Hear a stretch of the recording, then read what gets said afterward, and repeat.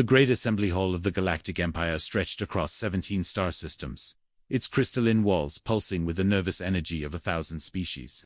Supreme Admiral Vexthera's four eyes blazed crimson as she addressed the gathered counselors, her voice echoing through translation matrices that rendered her words into countless alien tongues. The human infestation on the third planet of Sol-3 has refused our generous offer of subjugation, she announced, her claws scraping against the obsidian podium. They have 72 standard hours to surrender, or we will cleanse their world from the galaxy.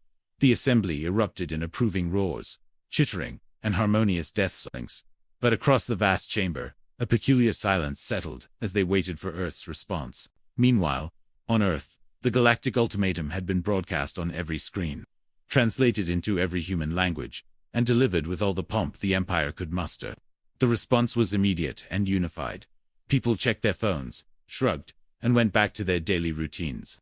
Within minutes, social media exploded not with panic, but with memes. Hashtag Empire Probables began trending alongside hashtag humans don't care and hashtag aliens so extra.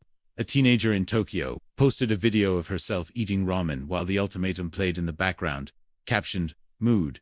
When the Galactic Empire threatens you, but you've got finals tomorrow." The meme garnered 40 million views in 3 hours. The Galactic Council watched these transmissions with growing bewilderment.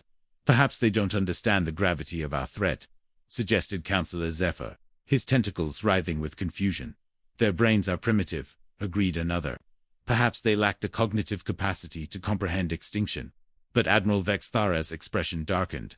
She had studied humans for decades, and their casual indifference wasn't ignorance, it was something far more dangerous. Admiral Kethmer commanded the first wave, his massive dreadnought leading a fleet of 2,000 warships toward the blue-green marble that dared defy the Empire.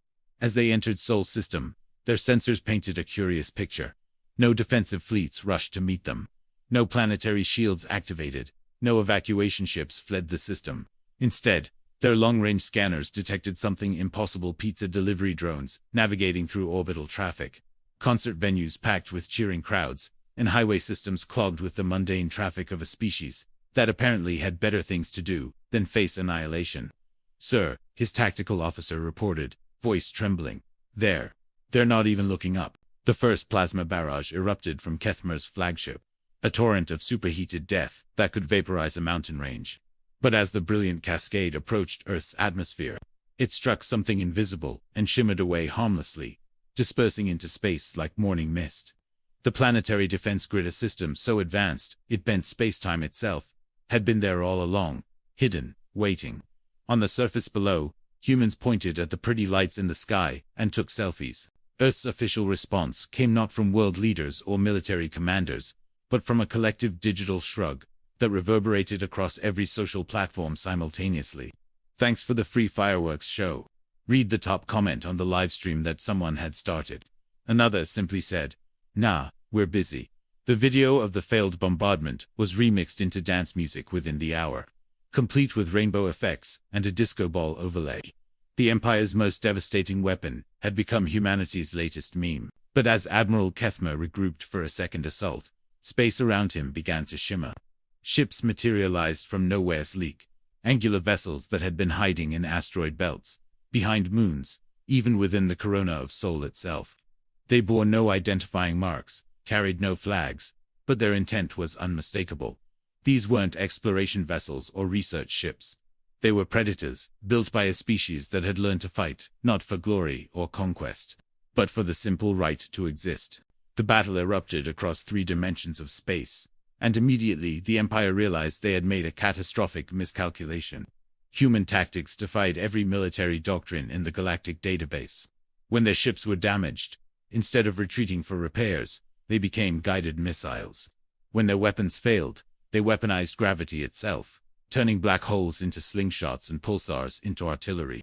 Most disturbing of all, they hacked into Empire communication networks mid-battle, flooding alien command channels with Earth's greatest weapon, memes and General Vexthara watched the tactical displays with growing horror.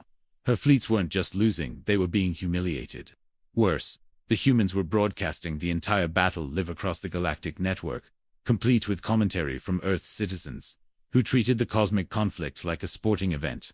"Oh, look at that maneuver. An enthusiastic human voice narrated as one of their destroyers performed an impossible spiral attack. That's gotta hurt. And there goes another Empire cruiser.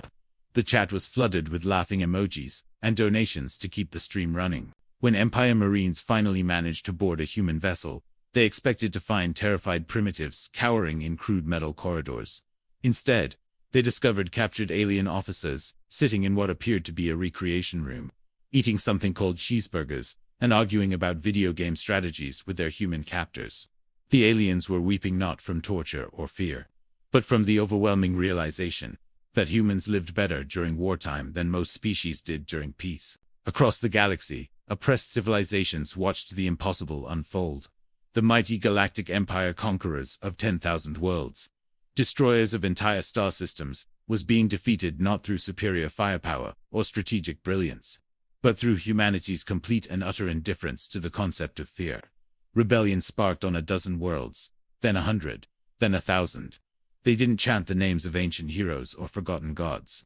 They chanted one word: humanity. In desperation, the Emperor himself took command of the Imperial war machine, mobilizing every ship, every soldier, every weapon in the Empire's vast arsenal. Surely now, he reasoned, the humans would show proper terror. Earth's response was broadcast on every frequency across the galaxy. A collective shrug so profound it could be felt through subspace itself, followed by the words "still busy." That's when humanity revealed their final card. A single ship emerged from Earth's shadow massive beyond comprehension, its hull gleaming with technology that bent reality around it. The vessel was powered by the controlled collapse of miniature black holes, armed with weapons that could rewrite the fundamental constants of physics, and crewed by humans who had spent generations preparing for this moment. It wasn't built for conquest or glory. It was built because humans had learned the most important lesson in the universe. If you want to be left alone, you need to be too dangerous to bother. The sight of that impossible ship broke the Empire's will entirely. Fleets that had conquered galaxies turned and fled, their crews abandoning posts they had held for centuries. The galactic communication networks collapsed under the weight of surrender transmissions. In the end, it wasn't Earth's weapons that defeated the Empire. It was the terrifying realization that humanity simply didn't care about their threats. When captured, admirals demanded to know how humans could face extinction with such casual indifference. They received an answer that would haunt the galaxy for generations. Fear is a luxury we never learned to afford. We spent too much time learning how to survive. The Galactic Empire collapsed within a standard year, not from military defeat, but from the exodus of species seeking to join. The only civilization that had ever laughed at galactic conquest. Humanity never declared victory, never claimed territory, never established an empire of their own. They simply went back to their daily routines, delivering pizza, stuck in traffic, arguing online about trivial things while the galaxy rebuilt itself around the simple principle that had always governed human existence: the right to be left alone. If you enjoyed this story, please like, share, and subscribe for more epic HFY tales.